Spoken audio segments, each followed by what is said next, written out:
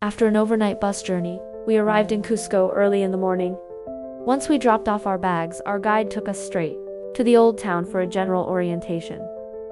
Cusco was once the heart of the Inca Empire, and is now a vibrant hub for travelers. There is so much to do here, from ancient ruins and museums to folk centers, outdoor adventures, great food and shopping. For visitors, there's a tourist ticket called Boleto Turistico which costs 135 soles. It's valid for 10 days and covers 16 different sites, including ruins, museums, and performances. Incredibly convenient and great value. Right now we're looking at a wall that is a true architectural marvel, built from massive, irregularly shaped stones. They fit together so perfectly without a drop of mortar that you can't even slip a piece of paper between them. There are 14 churches in the city, many of which were built using stones taken from early Incan temples and structures.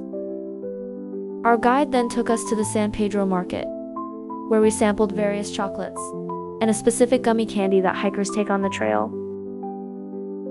The market is packed with local produce, different varieties of corn, quinoa, beans, and dried fruits. There are plenty of food stalls serving authentic Peruvian dishes. One found a popular spot and ordered a lamb soup. It arrived in less than 2 minutes. It was a massive, flavorful bowl with huge chunks of lamb, cassava, potatoes, and corn. In the afternoon, we wandered around the Plaza de Armas.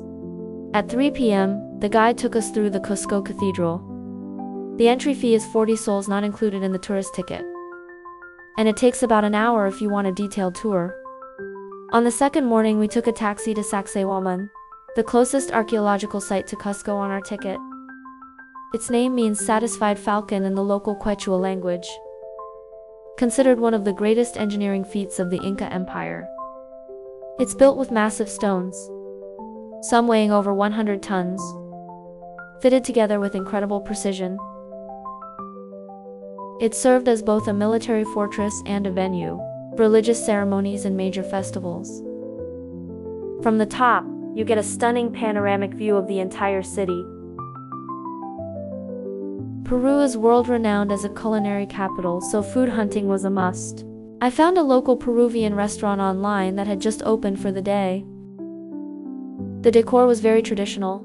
I ordered a vegetarian dish, tricolor quinoa pumpkin puree with roasted seasonal vegetables and avocado.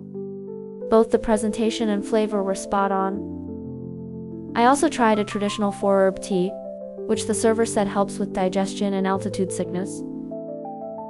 Afterward, we visited several museums and folk centers included in our ticket, all of which are quite close to each other. In the evening, we watched a traditional folk dance performance. It lasted an hour and had a great atmosphere. Definitely worth seeing. Built to honor Pachacutec, the most respected Inca emperor, climbing to the top offers another great view of Cusco. You can see endless rows of red brick houses with unfinished exteriors. Apparently, houses are considered under construction if they aren't plastered, which allows owners to avoid property taxes.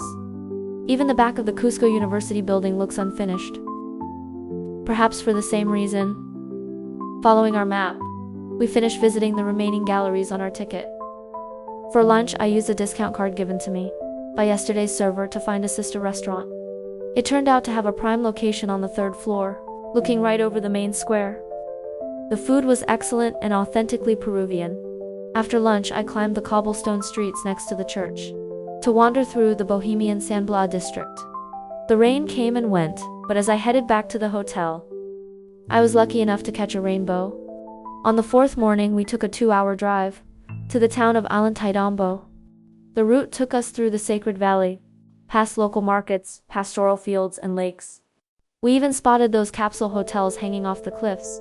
We arrived just before noon and had a quick lunch. The local trout was delicious, and I tried eucalyptus tea for the first time. At 12:30 p.m., we boarded the scenic train to Aguas Calientes, where you can find hot springs. Boarding the train felt quite ceremonial, with staff in traditional dress guiding us to each carriage. The journey took about an hour and 45 minutes. Once we settled into our hotel, we had time to soak in the springs or explore the town before the main event, Machu Picchu. Visiting Machu Picchu, one of the 7 wonders of the world, requires careful planning. There's a daily cap on visitors, so it's best to book your train and entry tickets well in advance. My entry was for 6 a.m., so I was up before dawn, since it's a 30-minute bus ride from the town to the ruins. The road is a series of switchbacks. Whenever two buses meet, one has to pull over to let the other pass. My ticket included 2 circuits. It's important to know that once you start a circuit, it's one way only, no backtracking. These are the 2 classic routes most people take. After finishing the first, I had to re-enter for the second. Also be aware there are no restrooms inside the site. Each circuit takes at least 90 minutes.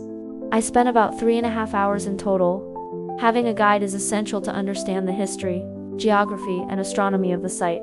Plus, experienced guides know the best photo spots. I was lucky to arrive early. During the first circuit, there were very few people, and I caught the morning light filtering through the mountain mist. Photos just don't do it justice. I definitely recommend booking an early slot. It's less crowded, the light is better, and it's not as hot. Sun protection is vital in South America. The UV radiation here is incredibly strong. After the tour, we headed back to town. I had a steamed trout lunch for only 5 AUD at the local market's second floor. After a stroll around town, we took the same scenic train back to Ollantaytambo. On the return trip, the crew put on a performance, and we ended up having a bit of a party to the music. Ollantaytambo was once a royal Inca estate and a ceremonial center. During the Spanish conquest, it served as a fortress and lookout. The town's cobblestone streets date back to that era. This site is also covered by the tourist ticket. I got up early to visit the ruins before heading back to Cusco. Today, the area feels like a peaceful rustic idyll. Climbing the terrace steps to the Temple of the Sun offers a commanding view of the town and the valley. Next, we visited a local community in the Sacred Valley to see how people live. On the way, we stopped at the Mirador Rocky Viewpoint. It has a vast, open view and offers activities like paragliding and ziplining.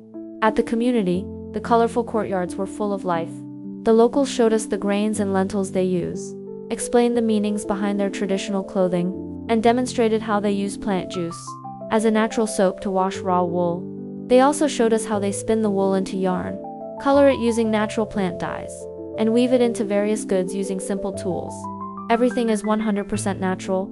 After the demonstration, we all dressed up in local outfits and enjoyed a home-cooked lunch. The soup was simple but tasted amazing. Everyone loved it. It was a truly rewarding cultural experience. Back in Cusco, we happened to catch the year's biggest festival parade. Our guide took us to the main square to join the crowd and witness the vibrant Peruvian celebrations. On my final day in Cusco, I booked a day trip to Moray, the salt mines, for about 24 AUD. It was advertised as a half-day trip, but ended up taking most of the day. Moray is also on the tourist ticket.